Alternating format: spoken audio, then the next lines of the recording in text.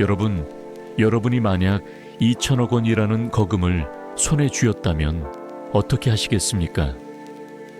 아마 대부분은 강남의 빌딩을 사고 남은 돈은 안전한 자산에 분산 투자해서 평생 대대손손 먹고 살 궁리를 하실 겁니다. 이게 우리가 흔히 아는 자산을 지키는 방식이죠. 하지만 여기 그 상식을 완전히 비웃는 남자가 있습니다.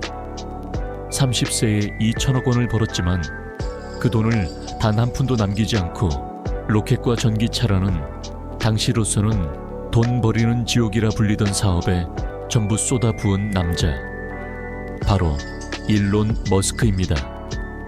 오늘 우리는 일론 머스크라는 한 개인의 일대기를 넘어 그가 어떤 경제적 논리로 세상의 판을 흔들었는지, 그리고 파산 직전의 위기에서 어떻게 자신의 자산을 지켜내어 마침내 인류 역사상 가장 부유한 인물이 되었는지 그 지독한 여정을 따라가 볼 겁니다. 특히 경제와 부의 원리에 관심 있는 분들이라면 오늘 이 긴 이야기를 절대 놓치지 마십시오.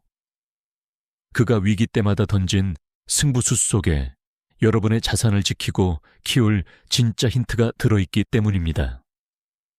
자, 남아공의 외로운 소년이 어떻게 지구를 대표하는 인물이 되었는지 그 서사를 지금 시작합니다. 일론 머스크는 1971년 남아프리카 공화국에서 태어났습니다. 사실 그의 어린 시절은 부의 축적과는 거리가 멀었습니다. 아버지는 엔지니어로서 유능했지만 가족들에게는 매우 강압적이고 정서적으로 불안정한 인물이었죠. 머스크는 훗날 아버지를 악마 같은 사람이라고 회상하기도 했습니다.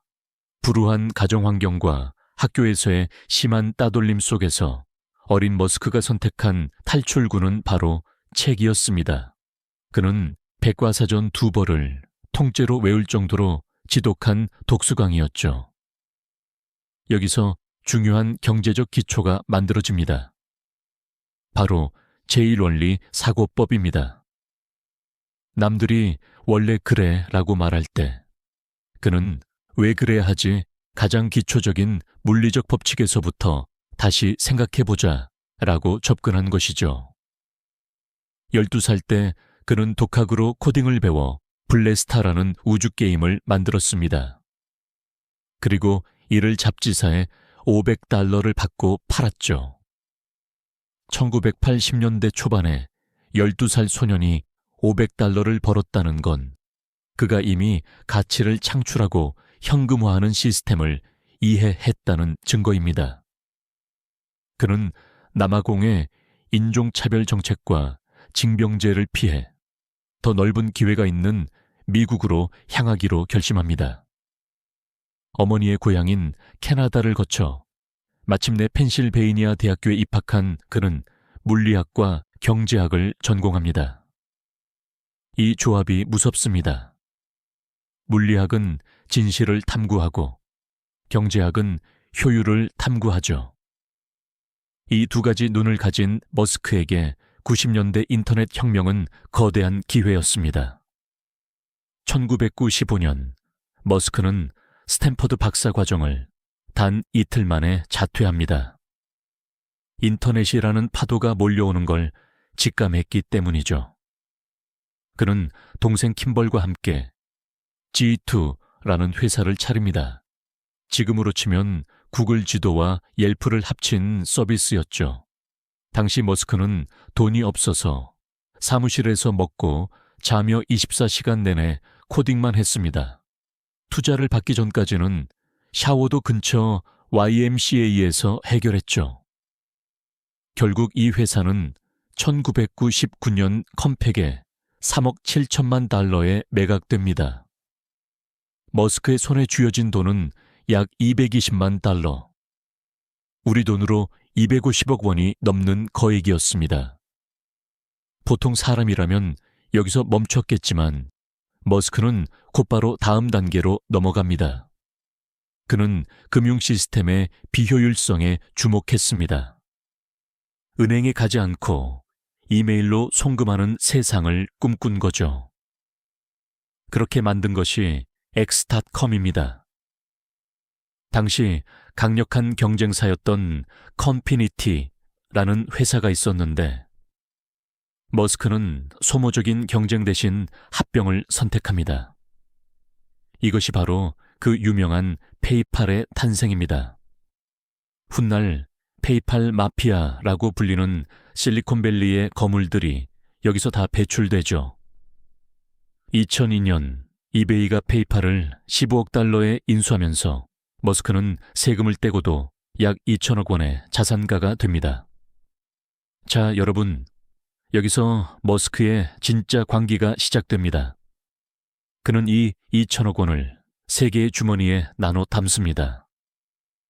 1,000억 원은 화성으로 가는 로켓을 만드는 스페이스X에, 700억 원은 전기차를 만드는 테슬라에, 그리고 100억 원은 태양광 에너지 회사인 솔라시티에 넣었습니다.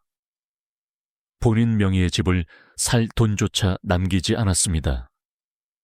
그는 모든 자산을 미래의 가치에 올인한 겁니다.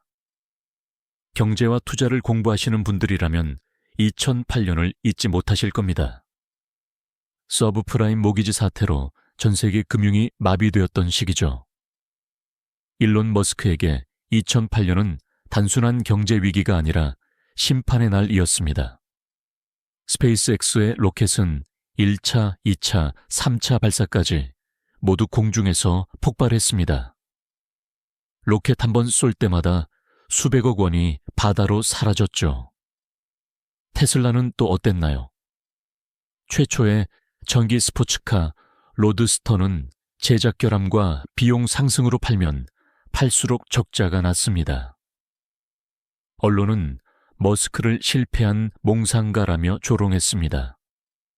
설상가상으로 첫 번째 부인 저스틴과 진흙탕 이혼 소송까지 겪으며 정신적으로도 한계에 다다랐죠. 2008년 말 머스크의 통장 잔고는 사실상 제로였습니다. 그는 친구들에게 돈을 빌려 월세를 내고 직원들 월급을 줬습니다. 이때 머스크는 인생에서 가장 고통스러운 결정을 내려야 했습니다. 스페이스X와 테슬라 중 하나를 선택해 집중할 것인가, 아니면 둘 다 안고 죽을 것인가. 그는 후자를 선택했습니다. 자원을 쪼개면 둘 다 확실히 망한다는 걸 알았기에 그는 자신의 마지막 남은 신용까지 끌어모아 도박에 가까운 승부수를 던집니다. 2008년 9월 28일 스페이스X의 네 번째 로켓 펠컨 1이 마침내 지구 궤도에 진입합니다. 기적 같은 성공이었습니다. 이 성공을 바탕으로 나사로부터 16억 달러라는 거대 계약을 따내며 숨통이 트입니다. 그리고 테슬라 역시 크리스마스 직전 기존 투자자들을 설득해 극적으로 추가 펀딩에 성공합니다. 머스크는 훗날 이때를 회상하며 크리스마스 이브에 눈물을 흘렸다고 고백했습니다. 지옥에서 돌아온 머스크는 이제 수비가 아닌 공격에 나섭니다. 그는 단순히 좋은 전기차를 만드는데 그치지 않았습니다. 그는 자동차를 바퀴 달린 컴퓨터로 정의했습니다. 기존 완성차 업체들이 딜러망과 부품 하청업체 시스템에 갇혀 있을 때 머스크는 모든 공정을 내재화하는 수직 계열화를 밀어붙였습니다. 소프트웨어는 무선 업데이트를 통해 테슬라가 직접 관리했죠. 이는 자동차 산업의 수익 구조를 완전히 뒤바꾼 혁명이었습니다. 특히 그는 자율주행 데이터의 가치를 누구보다 먼저 알아봤습니다. 수백만 대의 테슬라 차량이 전 세계 도로에서 수집하는 데이터는 구글이나 웨이모도 따라올 수 없는 압도적인 자산이 되었습니다. 주식시장은 이에 응답했습니다. 테슬라의 주가는 2020년부터 폭등하기 시작했고 머스크의 자산은 하루에 10조 원씩 불어나기도 했습니다. 그는 이제 돈을 버는 단계를 넘어 화폐의 가치를 방어하고 새로운 경제 생태계를 만드는 데 집중합니다. 비트코인을 테슬라 결제 수단으로 검토하거나 도지코인 같은 밈코인을 언급하는 행위들도 사실은 기성 금융 시스템에 대한 도전이자 자신의 영향력을 시험하는 과정이었습니다. 최근에 트위터 인수 역시 마찬가지입니다. 440억 달러라는 비싼 값을 치렀지만 그는 정보의 흐름을 장악하는 것이 장기적으로 자신의 기업 가치를 지키는 가장 강력한 무기임을 알고 있었습니다. 전 세계 여론을 움직이는 플랫폼을 손에 쥐는 것, 그것이 머스크가 생각하는 21세기형 성벽 쌓기였던 셈입니다.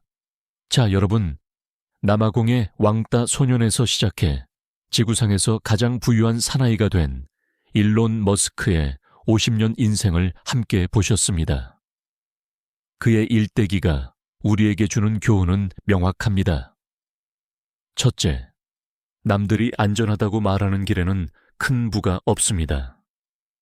둘째, 위기의 순간에 가장 필요한 자산은 현금이 아니라 포기하지 않는 신념과 압도적인 실행력입니다.